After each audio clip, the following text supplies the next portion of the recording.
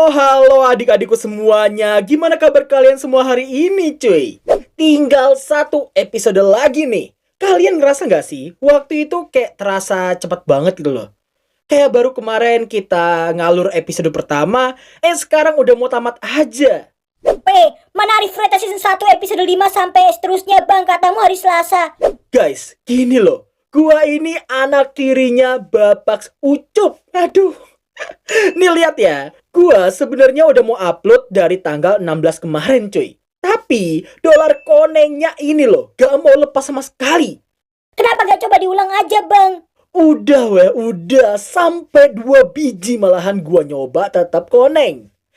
Ya udahlah ya, sembari nunggu hijau yang mungkin butuh 2-3 harian lagi, kalian bisa bantu naikin semangat gua dengan cara push tombol subrek, like, dan aktifin lonceng notifikasi di bawah. Tanpa berlama-lama lagi, mari kita mulai Isekai Shikaku episode ke-11. Setibanya di Kuil Driten, nampaklah rombongan Anet yang mendapati para pendeta yang bergeletakan di sekitar pintu masuk. Di saat Anet yang mau menolong, Isa langsung mencegah karena menyadari masih ada sihir seperti kutukan di tubuh mereka. Isa lalu ngajakin mereka untuk segera masuk ke dalam kuil itu. Yatsu wa machigai naku koko ni iru. Iko! Di dalam mereka semua disambut dengan Wolf yang terikat dan juga Yuriko yang duduk di hadapannya. Setelah mengenalkan diri sebagai reinkarnator didikannya si Wolf, ia juga mengenalkan diri sebagai salah satu malaikat jatuh, yakni sang malaikat jatuh keserakahan. Merasa terganggu dengan kehadiran mereka, Yuriko terlihat menggunakan gift-nya itu untuk memanggil banyak sekali pasukan skeleton dari dunia kegelapan.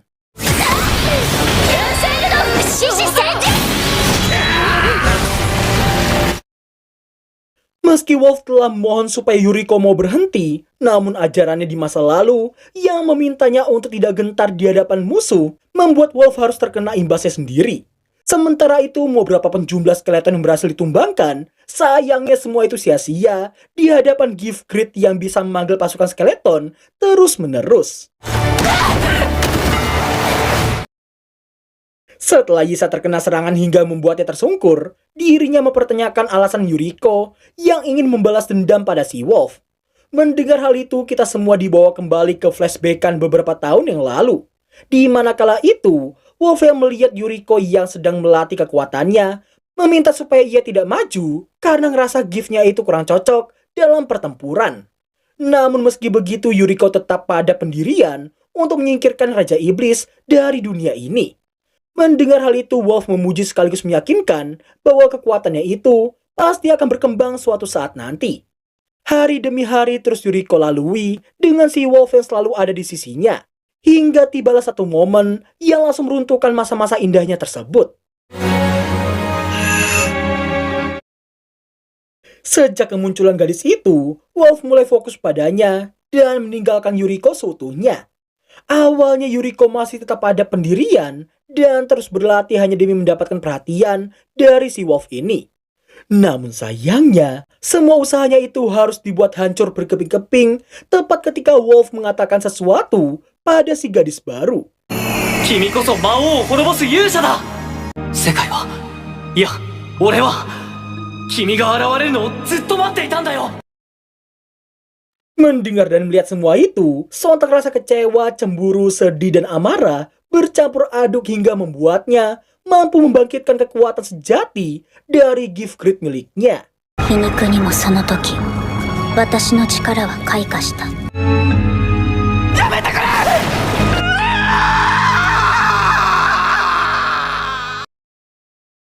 Yuriko merasa bersyukur karena jika bukan karena momen sepersekian detik itu, ia yakin kekuatannya takkan pernah bangkit sama sekali.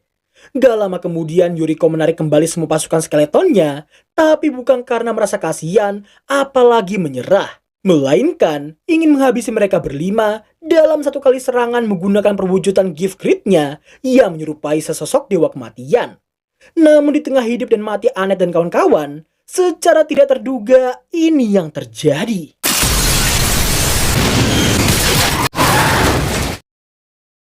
Buset, mati-mati racing coy. Siapa sangka coba. Dengan sangat epicnya Sensei masuk tepat ketika teman-temannya itu akan dihabisi oleh Yuriko. Dengan kehadirannya di sana, jelas situasi langsung berbalik 180 derajat. Apalagi setelah Sensei melihat wajah Yuriko dan meminta Melos untuk mengantarkan seseorang ke hadapannya. 光。妹さんの物語はちょうど今書き終えたところだ。次は君の番だよ、お姉さん。 Oh, rupa-rupanya si nenek diketahui merupakan adik dari Yuriko yang punya nama Hikari.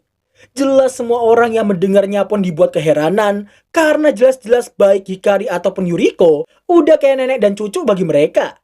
Setelah mengenalkan diri sebagai seorang penulis, Sensei mengaku Hikari telah menceritakan semua kisah hidupnya di dunia asal mereka.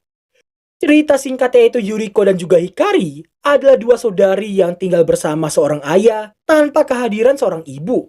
Sejak masih kecil, Hikari selalu memiliki kondisi tubuh yang sangat lemah hingga membuatnya selalu terbaring di ranjang dengan sang kakak yang selalu menemaninya hingga jarang sekali dia bisa masuk sekolah. Semua cerita itu tentunya membuat Sensei jadi sangat terharu dan menyamakannya dengan seorang wanita suci. Menolak pujian itu, Yuriko terlihat mengutus pasukan skeletonnya untuk mengancamnya. Meski Sensei berharap kematian bisa mendatanginya, namun sayangnya partinya ini tidak akan membiarkannya sama sekali. ここは彼らに任せよう。 Sebagai seorang penulis, Sensei mengaku tidak akan mati sebelum dirinya menyelesaikan kisahnya. Di lain sisi, Hikari yang meyakini kakaknya itu adalah orang yang baik hati dan juga lembut, langsung dipatahkan dengan Yuriko yang mengaku sangat membencinya sejak dulu. Tidak hanya merebut masa mudanya di dunia asal, tapi juga merebut masa-masa indahnya di isekai. Bahkan merebut Wolf darinya dengan sangat mudahnya. Sejak saat itulah Yuriko yang gak ingin terus diganggu dengan kehadirannya, memutuskan untuk menghabisi adiknya tersebut. それで君が欲しかったものとは何だったのかね。 Demi melindungi Sensei, Wolf rela terkena tebasan grit sehingga membuat setengah bagian tubuhnya langsung menua dalam seketika. Dan ini jugalah yang dialami Hikari sewaktu ia ditelan oleh kekuatan grit yang diarahkan padanya. Melihat momen drama recehan di hadapannya, Sensei memotong untuk ngasih tahu bahwa si Wolf ini tidak akan muncul dalam kisah yang ia tulis. Sensei memintanya untuk tetap diam sembari mengatainya sebagai buaya darat. 僕は作家だ。君の本当の思いが書きたい。 Melihat sorot mata Sensei, Yuriko langsung menarik kembali semua pasukannya dan mulai menceritakan kisahnya. Semua bermula di tengah musim semi.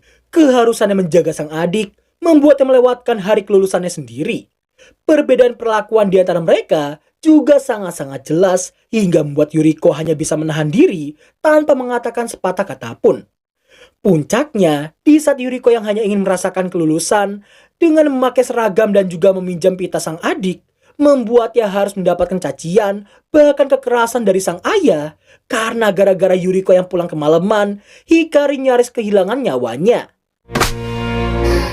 お前のせいで光は死ぬかもしれなかったんだぞ。なんだこんなものつけて。私はただもっと自分を見てほしかった。 Semua penderitaan dunia asal yang kembali menghantuinya membuat Yuriko hampir membunuh adiknya sendiri di isekai. Itulah mengapa dirinya merasa nggak layak dipuji sebagai wanita suci, apalagi kakak yang baik. Yuriko juga menyadari betapa serakah dan juga menjijikan dirinya sendiri. Setelah mendengar semua itu, Sensei yang memahami perasaannya meyakinkan bahwa semua orang juga sangat ingin mendapatkan perhatian dari orang lain. Apa yang diyakini oleh Sensei ialah Yuriko bukanlah orang yang serakah sama sekali. Dirinya hanya gadis kikuk yang salah menilai dirinya sendiri. Hikari lalu memeluk kakaknya itu untuk meminta maaf karena tidak menyadari perasaannya sama sekali. Sensei kemudian menanyakan Yuriko tentang alasan mengapa Hikari bisa sampai terpanggil ke isekai. Singkatnya, tepat ketika Yuriko pergi, Hikari terbangun dan mendapati kakaknya itu nggak ada di sisinya. Ia terus menunggu selama berhari-hari, berminggu-minggu, hingga bahkan berbulan-bulan. Namun sang kakak tak kunjung kembali, bahkan gak ada kabar sama sekali darinya. 君がいなくなってしまった世界に深く絶望したからだ。そして今もこうして老婆の姿にされながらもただ会いたい一心で君をここまで追ってきたのだ。Beda halnya dengan Sensei yang seorang penulis yang memang harus memahami emosi dari karakter yang ia tulis, Wolf si buaya darat tidak bisa memahami lebih awal dan merasa gagal sebagai seorang pengajar. Nah, kini kita berganti ke sudut pandang Wolf pada saat Hikari baru terpanggil. Saat itu Yuriko sangat-sangat khawatir kepada kesehatan adiknya itu, sedangkan sang adik sendiri ingin kakaknya itu hidup bebas dengan bayaran dirinya akan berusaha lebih keras lagi supaya bisa mengalahkan sang Raja Iblis. Intinya, kedua saudari ini sebenarnya sangat peduli dan saling menyayangi satu sama lain. Merasa udah cukup dengan kisah tersebut, Sensei terlihat menggunakan gift storytellernya untuk memulangkan Yuriko dan juga Hikari ke dunia asal mereka. 美しい愛の物語だ。 Bersamaan dengan efek kekuatan Grid yang mulai musnah, napakah kuil Dritten yang kembali dihiasi oleh hamparan bunga yang sangat luas dan indah. Yuriko lalu menanyakan apa yang akan terjadi pada mereka berdua setelah ini. Yisa pun menjelaskan bahwa mereka berdua akan dipulangkan ke dunia asal dan melanjutkan kisah mereka di sana. Setelah meminta maaf pada mereka semua, Yuriko juga berterima kasih pada Wolf karena sempat membuatnya merasakan yang namanya masa muda. Hikari lalu menggenggam tangan kakaknya dan mengajaknya untuk pulang bersama-sama. Seperti yang dikatakan oleh Om Joker, orang jahat adalah orang baik yang tersakiti. Berbeda dengan Kaibara sang glutoni yang emang udah busuk sejak awal, Yuriko bisa digambarkan sebagai villain yang lahir dari kondisi di sekitarnya. Scene lalu menampilkan penggalan kisah Yuriko dan juga Hikari setelah mereka kembali ke dunia asal. Sang adik yang mulai sehat terlihat masih ditemani oleh sang kakak dan ingin menceritakan sebuah mimpi yang sangat-sangat panjang. Meski akan sangat lama untuk menceritakannya, namun Yuriko mengaku akan mendengarkannya mau berapapun waktu yang mereka butuhkan. 遠い遠い世界を旅した夢の話。 Dan berakhirlah alur cerita anime Isekai Shikaku episode ke-11. Kalian sadar nggak? Yang MVP di anime ini itu bukan Sensei, partinya Raja Iblis, ataupun yang ngalahin Raja Iblis. Kalian tahu siapa MVP sebenarnya? Si paling gak pernah gagal dalam reinkarnasikan orang. Ngesolo bawa masuk ratusan atau bahkan ribuan orang, modal lengah dikit masuk Isekai. Inilah dia, Kun.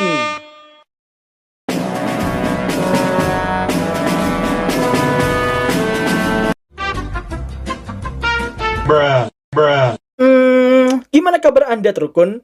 Baik nggih Mas. Loh, iso ngomong Jawa ta sampean iki? Iya Mas, basa Jepang iku mek formalitas tok kok.